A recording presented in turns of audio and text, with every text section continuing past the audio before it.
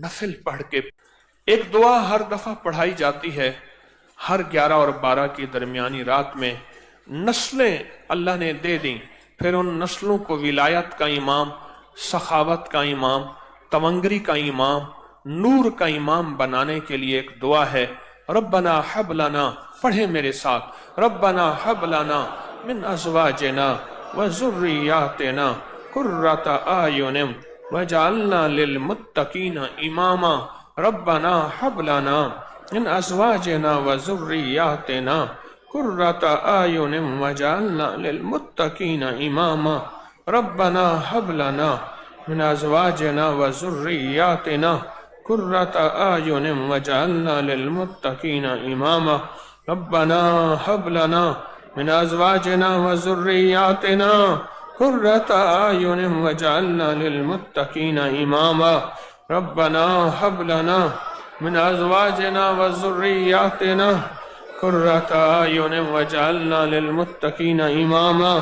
रब्बना hub लना मिन अज़वाजिना व ज़ुर्रियातिना कुर्रता आयुनिम वजअलना लिल मुत्तकीना इमामा, रब्बना हब लना मिन अज़वाजिना व ज़ुर्रियातिना कुर्रता आयुनिम वजअलना लिल मुत्तकीना इमामा, रब्बना हब लना मिन अज़वाजिना व ज़ुर्रियातिना कुर्रता आयुनिम वजअलना इमामा, रब्बना हब लना मिन अज़वाजिना व ज़ुर्रियातिना कुर्रता आयुनिम वजअलना लिल मुत्तकीना इमामा, रब्बना हब लना मिन अज़वाजिना व ज़ुर्रियातिना कुर्रता आयुनिम। अल्लाहु अकबर।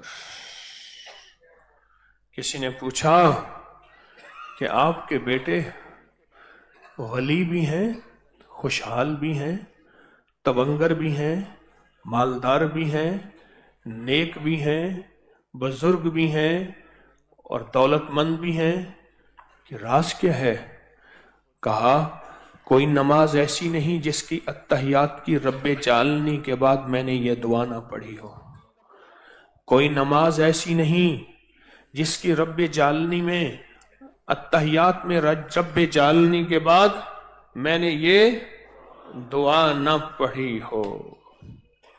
आज आपने मिल के पढ़ी और इंशाल्लाह आज के बाद पढ़ेंगे, रब्बे जालनी में दुआ पढ़ेंगे। आज मिल के पढ़ी, किसकी तासीर, कौन सी रात, कौन से लम्हे, कितना बड़ा मजमा, आप क्या लूट के जा रहे हैं, क्या बहारें बरकतें पाके जा रहे हैं, क्या रहमतें पाके जा रहे हैं। एक डाकू की बात सुनाऊं आपको जी।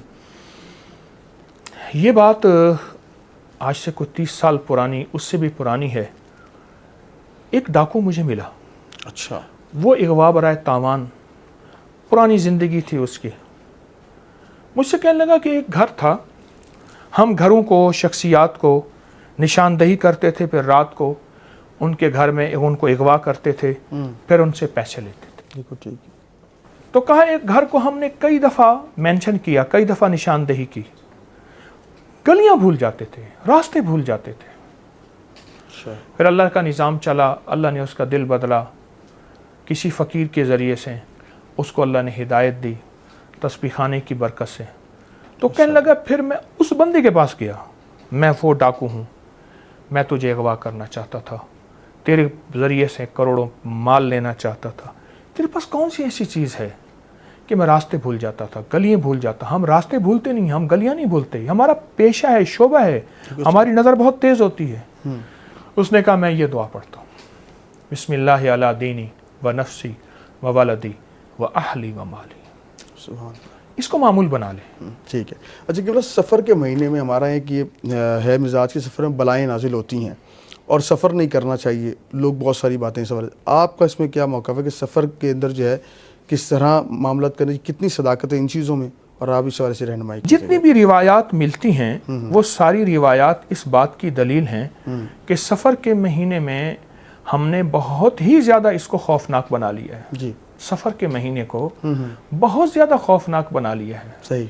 जबकि बहुत ज़्यादा रिवायात इस बात की, अच्छा, मुस्तनद किताबों में, हर मजहब और मसलक की किताबों में صحیح موجود ہیں کہ ہم نے اس کو بہت خوفناک بنا لیا ہے کہ سفر کے مہینے میں جتنا ہم نے اس کے بارے میں باتیں کی ہیں اتنی نہیں ہیں. لیکن ایک چیز میں آپ کو بتاؤں، جی جی اصل میں سفر سفرا سے ہے. اس کے معنی ہے پلاہٹ کے. آپ نے دیکھا ہوگا بعض بندوں کو پیلا یرکان ہوتا ہے، کہتے ہیں اس کو سفرا کی بیماری ہے.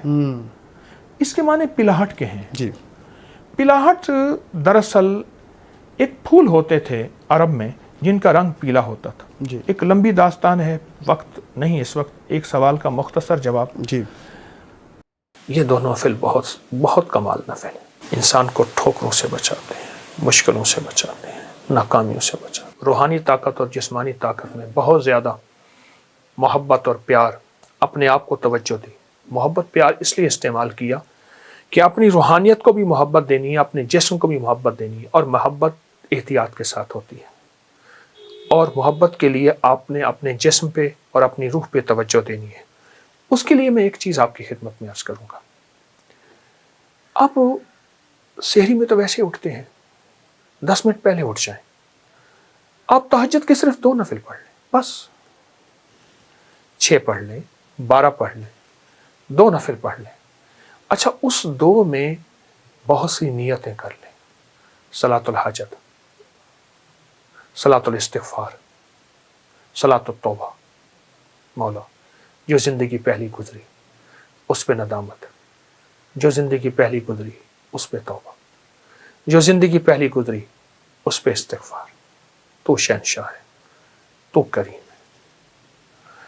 تہجد تو ویسے ہے، اس کو صلاۃ الحاجت اور صلاۃ التوبہ اور صلاۃ الاستغفار. اچھا اگر میں ایک عمل بتا دوں، اگر آپ صلاۃ التوبہ اور صلاۃ التہجد اور صلاۃ الاستغفار میں پہلی رکعت میں سورۃ الکافرون 11 بار، دوسری رکعت میں سورۃ قل هو اللہ، سورۃ الاخلاص 11 بار. اللہ اکبر، بہت طاقتور عمل ہے. فرمایا جو بندہ تہجد کے وقت نفل پڑھے، رمضان میں بھی اور غیر رمضان میں بھی، رمضان کے بعد بھی، جو یہ نفل پڑھے اور اس نفل کے پڑھنے میں، نفل پڑھے اور اس نفل کے پڑھنے میں، یہ نفل میں سورۃ الکافرون اس میں شامل کرے، پہلی رکعت میں 11 اور سورۃ قل هو اللہ پہلی رکعت میں 11، اور اللہ جل شانہ کو ان 2 صورتوں کا وسیلہ دے کے دعا کہے اور جو مانگے اللہ تعالیٰ فرماتے ہیں.